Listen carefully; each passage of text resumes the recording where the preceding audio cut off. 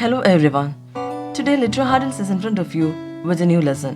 The lesson we deal with today is Leslie Marmon Silko's Lullaby. Let's see more about the author first. Leslie Marmon Silko. Leslie Marmon Silko was born on March 5, 1948 in Albuquerque, New Mexico, US.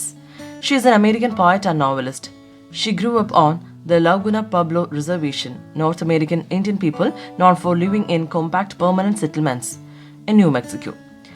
And from there, she learned Laguna traditions and myths. Her works often centers on the dissonance between American Indian and white cultures. ലെസ്ലെ മാമൻ സിൽക്കോ US-ൽ അൽബക്കർക്ക് എന്ന പ്ലേസിൽ 1948-ലാണ് ജനിച്ചത്.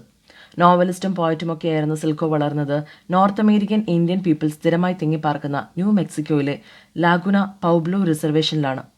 അവിടെ നിന്നും അവർ ലാഗുന പീപ്പിളിൻ്റെ culture, tradition, അതുപോലെ തന്നെ അവരുടെ മിത്തുകൾ എന്നിവയെക്കുറിച്ചൊക്കെ മനസ്സിലാക്കുകയും പഠിക്കുകയും ഒക്കെ ചെയ്തു. സിൽക്കോയുടെ വർക്കുകളിലൊക്കെയും കാണാൻ കഴിയുന്ന ഒരു കോമൺ തീമുണ്ട്. എന്താണെന്നറിയുമോ? വൈറ്റ് അമേരിക്കൻ കൾച്ചറും അമേരിക്കൻ ഇന്ത്യൻ കൾച്ചറും തമ്മിലുള്ള ക്ലാഷ്, അതുപോലെ തന്നെ വൈരാഗ്യപരമായ ബന്ധങ്ങൾ, ഇവയൊക്കെയാണ്. ഇനി നമുക്ക് ലെസ്ലെ മാമൻ സിൽക്കോയുടെ മേജർ പബ്ലിക്കേഷൻസ് ഏതൊക്കെയാണ് എന്നൊന്ന് നോക്കി വരാം. Her first publications were several short stories and poetry collection Laguna Women, which was published in 1974. Ceremony, which was published in 1977. Storyteller, with the delicacy and strength of lace, letters between Leslie Marmon Silko and James Wright. Almanac of the Dead, novel appeared in 1991.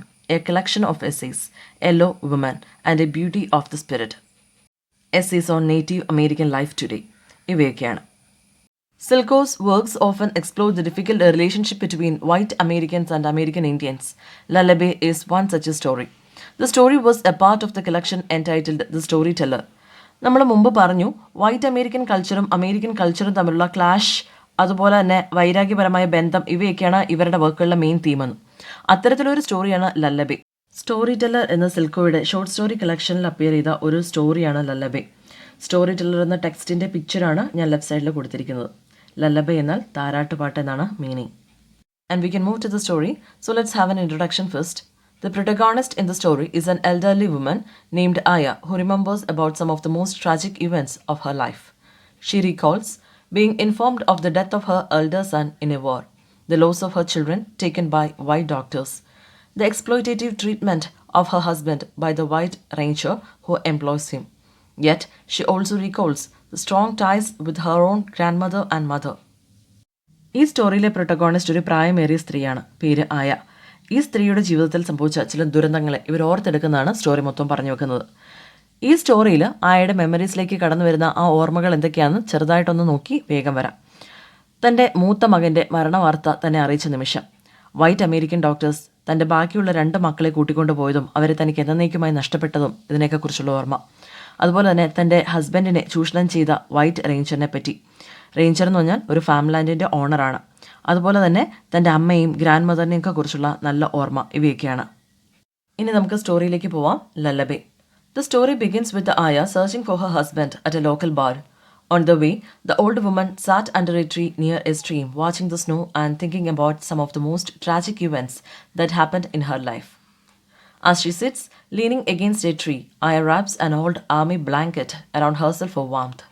The blanket is a reminder of her son Jimmy, who had sent it to her while serving combat in a war. Story ആരംഭിക്കുന്നത് തൻ്റെ ഹസ്ബൻഡിനെ അന്വേഷിച്ച് നാട്ടിലെ ഒരു local ബാറിലേക്ക് ആയ എന്ന ഈ പ്രായമായ സ്ത്രീ പോകുന്ന സീനോട് കൂടിയാണ്. പോകുന്ന വഴിക്ക് ഒരു അരുവിയുടെ തീരത്തുള്ള ട്രീയുടെ ചുവട്ടിൽ ചാരിയിരുന്ന് തൻ്റെ ലൈഫിൽ സംഭവിച്ച ട്രാജഡീസിനെ അവർ ഓർത്തെടുക്കുകയാണ്. നല്ല മഞ്ഞുകാലമായതുകൊണ്ട് തന്നെ തൻ്റെ പക്കലുള്ള ഒരു പഴയ ആർമി ബ്ലാങ്കറ്റ് അവർ പുതച്ചിരുന്നു. തണുപ്പ് കൂടുന്തോറും ആ ബ്ലാങ്കറ്റ് അവർ നല്ലവണ്ണം പുതച്ചു. ആ ബ്ലാങ്കറ്റ് അവരുടെ എൽഡസ്റ്റ് സണ്ണായ ജിമ്മി അവർക്ക് ഗിഫ്റ്റായിട്ട് നൽകിയതാണ്. She recalls watching her mother weaves outside on a big loom while her grandmother spun wool into yarn. She remembers her mother and the old woman who helped her when she gave birth to her first child, and also remembers the way she was informed about his death. പെട്ടെന്ന് തന്നെ ജിമ്മിയെക്കുറിച്ചുള്ള മെമ്മറീസിനെ അവർ ബോധപൂർവ്വം മാറ്റി നിർത്തി. എന്നിട്ട് തൻ്റെ അമ്മയെക്കുറിച്ചും grand മദറിനെക്കുറിച്ചും ഒക്കെ ചിന്തിച്ചു. കൈത്തറിയിൽ തുണികൾ നെയ്തെടുക്കുന്ന അമ്മയെക്കുറിച്ചും കമ്പിളി നൂൽ നൂൽക്കുന്ന ഗ്രാൻഡ് മദറിനെക്കുറിച്ചും ഒക്കെ ഓർത്തു. രണ്ടുപേരും തനിക്ക് തന്നിരുന്ന കരുതലും സ്നേഹവും അവർ ഓർത്തെടുത്തു. ഇവൻ ജിമ്മി ജനിച്ചപ്പോൾ 2 പേരും തൻ്റെ ഒപ്പമുണ്ടായിരുന്നു. ആ സമയത്ത് അവർ തന്നെ ഒരുപാട് സഹായിച്ചിരുന്നു. ജിമ്മി തൻ്റെ ആദ്യത്തെ കൺമണിയായിരുന്നു. അവനെ ആദ്യം കണ്ട നിമിഷം പകൽ വെളിച്ചം പോലെ ഓർമ്മയിൽ തിങ്ങി വന്നു. അപ്പോൾ തന്നെ അവൻ്റെ മരണവാർത്ത തന്നെ അറിയിച്ച നിമിഷത്തെപ്പറ്റിയും അവർ ഓർത്തു. Aya tries hard not to think of Jimmy. Jimmy was the eldest son of Aya. He joined the army and died there. She also recalls the time a white man wearing khaki uniform came to her door to announce that Jimmy had died in a helicopter crash in a war. He gave them a yellow piece of paper explaining the death of Jimmy. ജിമ്മിയെക്കുറിച്ച് ഓർക്കാതിരിക്കാൻ ആയ ശ്രമിക്കുമായിരുന്നു. നമ്മൾ പറഞ്ഞല്ലോ, ആയയുടെ മൂത്ത മകനായിരുന്നു Jimmy. അവൻ ആർമിയിൽ ചേരുകയും അവിടെ വെച്ച് മരണപ്പെടുകയും ചെയ്തു. അന്ന് ജിമ്മിയുടെ മരണവാർത്ത അറിയിക്കുന്നതിന് വേണ്ടി ഒരു കാക്കി യൂണിഫോം ധരിച്ച വെള്ളക്കാരൻ തങ്ങളുടെ വീട്ടിൽ വന്നിരുന്നു. ഒരു ഹെലികോപ്റ്റർ അപകടത്തിൽ തൻ്റെ പ്രിയപ്പെട്ട മകൻ മരണപ്പെട്ടു എന്നയാൾ അറിയിക്കുകയും ചെയ്തു. എന്നിട്ട് അവൻ്റെ മരണം വിവരിച്ചുകൊണ്ട് ഒരു യെല്ലോ കളർ പേപ്പർ തങ്ങൾക്ക് നേരെ നൽകുകയും ചെയ്തിരുന്നു. അന്ന് അയാൾ പറഞ്ഞതൊന്നും ആയയ്ക്ക് മനസ്സിലായിരുന്നില്ല. കാരണം അവർക്ക് ഇംഗ്ലീഷ് പറയുവാനോ വായിക്കുവാനോ എഴുതുവാനോ ഒന്നും അറിയില്ലായിരുന്നു. Because Aya could not speak English, her husband Chato had translated the tragic news to her. But for Aya, she couldn't see him as dead. She felt that he would never come back. It was hard for her to accept his death. So she tries hard not to think of Jimmy. അന്ന് തൻ്റെ husband ചാട്ടോ ആണ് ആ ദുരന്ത വാർത്ത അവർക്ക് translate ചെയ്ത് കൊടുത്തത്. തൻ്റെ മകൻ മരിച്ചുപോയി എന്ന് വിശ്വസിക്കാൻ അവർക്ക് സാധിക്കില്ലായിരുന്നു. അവൻ ജീവിച്ചിരിപ്പുണ്ട്, ബട്ട് ഇനി ഒരിക്കലും വീട്ടിലേക്ക് മടങ്ങി വരില്ല എന്ന് വിശ്വസിക്കാനായിരുന്നു അവർക്ക് താല്പര്യം. അതുകൊണ്ട് തന്നെ ജിമ്മിയെപ്പറ്റി ആലോചിക്കാനേ അവർ ശ്രമിക്കാറില്ലായിരുന്നു. ഇനി എങ്ങാനും ജിമ്മിയെപ്പറ്റിയുള്ള മെമ്മറീസ് മനസ്സിലേക്ക് കടന്നു വന്നാലോ, നമ്മൾ നേരത്തെ കണ്ടതുപോലെ അപ്പം തന്നെ ആ ഓർമ്മകളെ ഷിഫ്റ്റ് ചെയ്ത് അമ്മേനെക്കുറിച്ചോ ഗ്രാൻഡ് മദറിനെ കുറിച്ചോ അവരോടൊപ്പം ഉണ്ടായിരുന്ന ഹാപ്പി മൊമെൻറ്റ്സിനെ പറ്റിയോ ഒക്കെ ചിന്തിക്കാൻ അവർ ശ്രമിക്കുമായിരുന്നു. And now we are moving to yet another sorrowful incident happened in her life. She lost the remaining 2 children. Even more sorrowful incident, however, was the time when her 2 young children, Dani and Ella, were taken away from her. White doctors came to her house trying to get her to sign some piece of paper. She did not know English and could not read. She signed the paper simply out of fear in hope that they would go away. ജിമ്മിയുടെ മരണവാർത്ത അറിഞ്ഞ് തൻ്റെ പകുതി ജീവൻ നഷ്ടപ്പെട്ടതുപോലെയായിരുന്നു പിന്നീടുള്ള ദിവസങ്ങളിൽ ആയിക്ക് തോന്നിയിരുന്നത്. ഈ ദുരന്തത്തിൻ്റെ ആഘാതം കൂട്ടാനെന്നോണം ആ നാട്ടിൽ ട്യൂബർകുലോസിസ് എന്ന രോഗം പടർന്നു പിടിക്കുന്നുണ്ടായിരുന്നു. തൻ്റെ ബാക്കിയുള്ള 2 കുട്ടികളെ ടെസ്റ്റ് ചെയ്യാനെന്നോ ട്രീറ്റ്മെൻറ്റിനെന്നൊക്കെയോ പറഞ്ഞ് വെള്ളക്കാരായ ഡോക്ടേഴ്സ് കൂട്ടിക്കൊണ്ടുപോയി. അങ്ങനെ ആ കുട്ടികളെയും ആയിക്ക് എന്നേക്കുമായി നഷ്ടപ്പെട്ടു. അന്ന് ആ ദിവസം വൈറ്റ് ഡോക്ടേഴ്സ് വീട്ടിൽ വന്ന് എന്തൊക്കെയോ പേപ്പേഴ്സ് ആയിക്ക് നൽകിയ ശേഷം ഒപ്പിടാൻ പറഞ്ഞു. ഹസ്ബൻഡ് ചാട്ടോ അപ്പോൾ അവിടെ ഉണ്ടായിരുന്നില്ല. വായന അറിയാത്ത ആയ ആ പേപ്പറിൽ ഒപ്പിട്ട് കൊടുത്തു. ഒപ്പിട്ട് കൊടുത്താൽ അവർ വേഗം ഒഴിഞ്ഞു പോകുമായിരിക്കും എന്ന് കരുതിയാണ് അങ്ങനെ ചെയ്തത്. After she signed the paper, they attempted to take her children away with them. She grabbed the 2 children and ran up to the hills and waited there all day until Chato came home. The doctors had chased her at first, but they gave up and left. The doctors came back the next day with a policeman from the Bureau of Affairs. Chato spoke to them and then explained to her that the paper she had signed and gave them permission to take the children away. അവർ നൽകിയ പേപ്പേഴ്സിലൊക്കെ ആയ sign ചെയ്ത് കഴിഞ്ഞപ്പോൾ white doctors കുട്ടികളെ പിടിച്ചുകൊണ്ട് പോകാൻ ശ്രമിക്കുന്നത് കണ്ടു. 2 മക്കളെയും അവരുടെ പിടിയിൽ നിന്ന് രക്ഷിച്ച് അടുത്തുള്ള ഒരു ഹില്ലിലേക്ക് ആയ ഓടിപ്പോയി. വൈറ്റ് ഡോക്ടേഴ്സ് അവരെ ആദ്യം ചേസ് ചെയ്തു, കണ്ടുപിടിക്കാൻ ശ്രമിച്ചു, ബട്ട് നടന്നില്ല. സോ ആ ശ്രമം അവരവിടെ ഉപേക്ഷിച്ചു തിരിച്ചുപോയി. അടുത്ത ദിവസം ഡോക്ടേഴ്സ് വീണ്ടും വന്നു. ഇത്തവണ ബ്യൂറോ ഓഫ് ഇന്ത്യൻ അഫയേഴ്സിലെ പോലീസുകാരനെയും കൂട്ടിയായിരുന്നു വരവ്. ചാട്ടോ അവരോട് കാര്യങ്ങൾ സംസാരിച്ചു. എന്നിട്ട് അവർ പറഞ്ഞ കാര്യങ്ങൾ ആയയ്ക്ക് ട്രാൻസ്ലേറ്റ് ചെയ്ത് കൊടുത്തു. കഴിഞ്ഞ ദിവസം വൈറ്റ് ഡോക്ടേഴ്സ് കൊടുത്ത പേപ്പേഴ്സിലൊക്കെ ആയ സൈൻ ചെയ്ത് കൊടുത്തിരുന്നല്ലോ, അത് തൻ്റെ കുട്ടികളെ കൂട്ടിക്കൊണ്ടു പോവാൻ സമ്മതിച്ചുകൊണ്ടുള്ള എഗ്രിമെൻറ്റിലായിരുന്നു സൈൻ ചെയ്തത്. Their grandmother had died of tuberculosis and they claimed the children had contracted it as well. After this, Aya blamed Chato for the loss of the children because he had taught her how to sign her name. This created a rift in their relationship and they began to sleep apart. അവരുടെ grand mother മരിച്ചത് tuberculosis വന്നിട്ടായിരുന്നു. So കുട്ടികൾക്കും അത് പകർന്നു കിട്ടാൻ chance ഉള്ളതുകൊണ്ട് കൂട്ടിക്കൊണ്ട് പോകുന്നു എന്നായിരുന്നു വൈറ്റ് ഡോക്ടേഴ്സ് ക്ലെയിം ചെയ്തത്.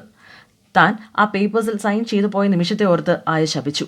ഇംഗ്ലീഷ് എഴുതാനും വായിക്കാനും സംസാരിക്കാനും അറിയാത്തതുപോലെ തന്നെ സൈൻ ചെയ്യാനും അറിയാതിരുന്നെങ്കിൽ എന്നവരോർത്ത് പൊട്ടിക്കരഞ്ഞു. ചാട്ടോ ആണ് തന്നെ സൈൻ ചെയ്യാൻ പഠിപ്പിച്ചത്. സോ എല്ലാത്തിനും കാരണം ചാട്ടോ ആണ് എന്നവർ അയാളെ പഴിച്ചു. ഈ വിഷയത്തോടെ അവരുടെ ദാമ്പത്യത്തിൽ പോലും വിള്ളൽ വീണു. അതിനുശേഷം 2 പേരും 2 സ്ഥലത്തായിരുന്നു ഉറങ്ങിയിരുന്നത്. അടുത്തതായി നമുക്ക് നോക്കാനുള്ളത് ചാട്ടോയെക്കുറിച്ചാണ്. Chato and his loyalty. Chato is the husband of Aya. Because he speaks English and she does not, Chato does the role of a translator in the family's interactions with the white authority figures. Chato's loyalty to the white ranger and his years of work was paid in an unkind manner. Chato and his family has stayed in a shack near the ranch. ചാട്ടോയെക്കുറിച്ച് നമ്മളിപ്പോൾ അങ്ങിങ്ങായി കുറച്ച് കാര്യങ്ങളൊക്കെ കണ്ടു അല്ലേ? Detail ആയിട്ടൊന്ന് നോക്കാം. ചാട്ടോ ആയുടെ ഹസ്ബൻഡാണ്. അദ്ദേഹത്തിന് English നന്നായി കൈകാര്യം ചെയ്യാൻ അറിയാവുന്നതുകൊണ്ടും ഭാര്യയ്ക്ക് ഇംഗ്ലീഷ് അറിയാത്തതുകൊണ്ടും ചാട്ടോ ആയിരുന്നു വൈറ്റ് അതോറിറ്റീസും ഫാമിലിയും തമ്മിലുള്ള ഇൻറ്ററാക്ഷൻസ് ഒക്കെ ട്രാൻസ്ലേറ്റ് ചെയ്തിരുന്നത്. ജിമ്മിയുടെ ഡെത്ത് ന്യൂസ് ഇൻഫോം ചെയ്യാൻ വന്നപ്പോഴും ചെറിയ കുട്ടികളെ കൊണ്ടുപോകാൻ വൈറ്റ് ഡോക്ടേഴ്സ് വന്നപ്പോഴും ഒക്കെ we could see him as a translator അല്ലേ?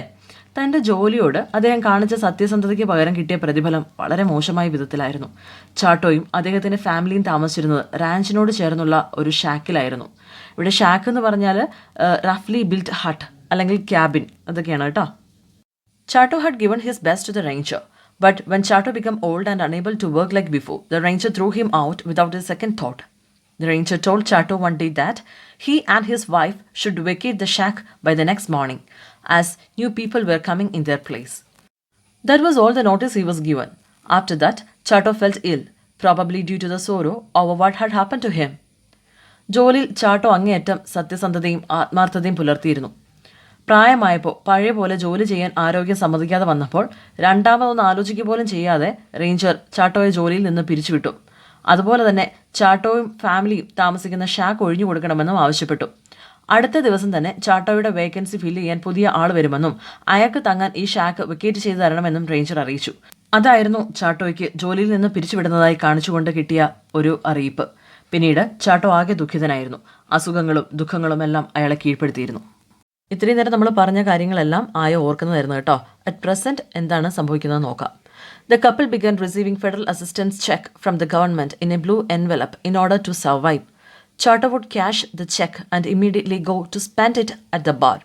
In the present tense of the story, Aya was going there to look for him. On reaching the bar, she goes inside the bar to find him, and she was scared of the looks that she received from the man in the bar. ആ ഫാമിലിയുടെ ഏക വരുമാനം ചാട്ടോയുടെ ജോലിയായിരുന്നു. ആ ജോലി പോയതോടെ ജീവിതം വഴിമുട്ടിയ ഫാമിലിക്ക് ഗവൺമെൻറ്റിൽ നിന്ന് ഫെഡറൽ അസിസ്റ്റൻസ് ചെക്ക് ലഭിക്കാൻ തുടങ്ങി. ഒരു നീല എൻവലപ്പിൽ ഒരു ചെറിയ എമൗണ്ട് ആയിരുന്നു ആ ചെക്കിൽ. ജസ്റ്റ് സർവൈവ് ചെയ്യാൻ മാത്രമുള്ളൊരു തുക. പക്ഷേ ചെക്ക് കിട്ടിയാൽ ഉടനെ തന്നെ ചാട്ടോ അത് ക്യാഷ് ആക്കുകയും നേരെ ബാറിലേക്ക് പോവുകയും ചെയ്തിരുന്നു. ഇങ്ങനെ കിട്ടിയ ചെക്കുമായി ബാറിലേക്ക് പോയ ചാട്ടോയെ അന്വേഷിച്ചിറങ്ങിയ ആയ എന്ന എൽഡർലി വിമനെയാണ് നമ്മൾ സ്റ്റോറിയുടെ ബിഗിനിങ്ങിൽ കണ്ടത്. ബാറിലെത്തിയ ആയ ചാട്ടോയെ അന്വേഷിച്ച് ബാറിൻ്റെ ഉള്ളിലേക്ക് കയറി. അവിടെ ഉണ്ടായിരുന്ന ആണുങ്ങളൊക്കെ അവരെ വല്ലാതെ നോക്കുന്നുണ്ടായിരുന്നു. അവരുടെയൊക്കെ നോട്ടം കണ്ട് ആയ വല്ലാണ്ട് പേടിച്ചിരുന്നു. When she does not find him there, she goes out in the snow to search for him and found him walking towards their home.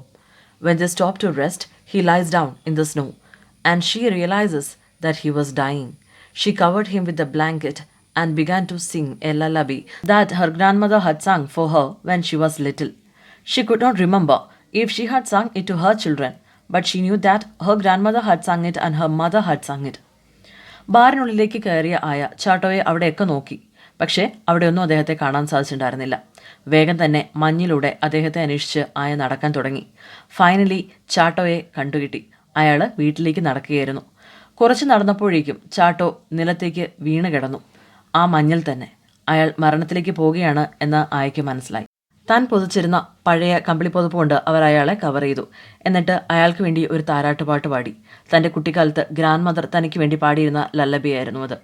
ഈ ലല്ലബി തൻ്റെ കുട്ടികൾക്ക് വേണ്ടി താൻ പാടിയിട്ടുണ്ടോ എന്ന് അവൾക്ക് ഓർമ്മ കിട്ടുന്നുണ്ടായിരുന്നില്ല. പക്ഷേ ഈ പാട്ട് ഗ്രാൻഡ് മദറും പാടിയിട്ടുണ്ട്, അമ്മയും പാടിയതായിട്ട് അവൾ ഓർത്തു. ആൻഡ് ഫൈനലി ചാട്ടോ മരണത്തിലേക്ക് പോകുന്നതും അവൾ വിറ്റ്നസ് ചെയ്തു. നമ്മുടെ സ്റ്റോറി ഇവിടെ അവസാനിച്ചു. ഇത്രയേ ഉള്ളൂ. And we can say that this is a story of loss. The story tells about the losses experienced by Aya in her life. She lost 2 of her children to diseases as they were taken away from her by the white doctors. She lost her son Jimmy in a war after he had joined the army. The family also lost their home, the shack. They were thrown out by the white employer. ഈ സ്റ്റോറിയിൽ ആയയുടെ ലൈഫിൽ അവർക്ക് സംഭവിച്ച നഷ്ടങ്ങളെക്കുറിച്ചാണ് മുഴുവനായിട്ടും പറഞ്ഞിരിക്കുന്നത്. So എന്തൊക്കെ നഷ്ടങ്ങളാണ് അവർക്ക് പറ്റിയിരിക്കുന്നത് അല്ലേ? Jimmy എന്ന തൻ്റെ മൂത്ത മകനെ അവർക്ക് ആദ്യം നഷ്ടമായി. വൈറ്റ് ഡോക്ടേഴ്സ് കൊണ്ടുപോയ ഇളയ 2 കുട്ടികളെ അവർക്ക് നഷ്ടമായി. വൈറ്റ് എംപ്ലോയർ പുറത്താക്കിയത് മൂലം ആ കുടുംബത്തിന് അവരുടെ വീട് അല്ലെങ്കിൽ കുടില് നഷ്ടപ്പെട്ടു. And finally she lost her husband too. Aya finds that in the end she has only the memories left. Everything she treasured was taken away from her in one way or another. അവസാനം ആയയുടെ ജീവിതത്തിൽ ബാക്കിയായത് ഒരുപിടി ഓർമ്മകൾ മാത്രമാണ്. നീതി പോലെ ആയ കാത്തു സൂക്ഷിച്ചവയൊക്കെ ഒന്നിന് പിന്നാലെ ഒന്നായി നഷ്ടപ്പെട്ടു പോയി. ഇത് entirely a story of loss എന്ന് നമുക്ക് പറയാം. ഇന്നത്തെ ക്ലാസ് ഇവിടെ അവസാനിക്കുകയാണ്. ഈ വീഡിയോ ഇഷ്ടമായെങ്കിൽ തീർച്ചയായും നിങ്ങൾ ലൈക്ക് ചെയ്യുമെന്ന് പ്രതീക്ഷിക്കുന്നു. അതുപോലെ തന്നെ നിങ്ങളുടെ ഫീഡ്ബാക്സ്, ഡൗട്ട്സ്, സജഷൻസ് ഒക്കെ കമൻറ്റ് ചെയ്യുമെന്നും പ്രതീക്ഷിക്കുന്നു. And also to subscribe the channel for getting more videos. Thank you so much for listening my class. Thank you.